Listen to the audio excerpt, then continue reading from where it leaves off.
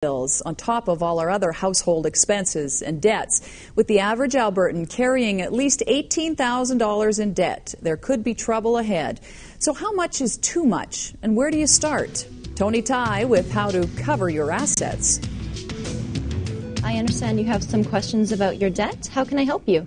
They're returning a lot of holiday calls at Money Mentors this week. People with debt problems are reaching out for help.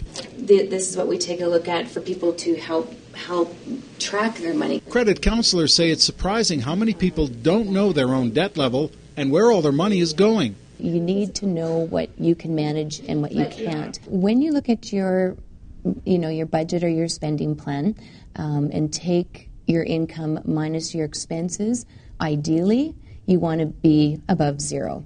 And while it's common sense, it's the number one mistake that leads to debt trouble. Budget, budget, budget.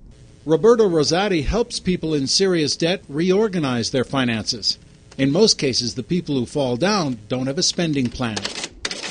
It gives us the insight so we know how much our income is, what our basic expenses are as far as needs, how much we can put in saving, and what is left over for debt repayment. And he says those payments must be more than the minimum to bring down your debt. And to stay financially healthy, he recommends saving a minimum 10%. You need to be putting that away because it's life and something always happens and you need that extra cash because if you don't have it, you put it on your credit card. Generally, no more than 20% of net income should be going to debt. No more than 35% with your mortgage and rent added. If your debt load is above 40% of gross income, many banks won't approve financing. And while it seems like you may be managing it now, all it takes is a loss of income, a job, or illness to change everything. Tony Ty, Global News.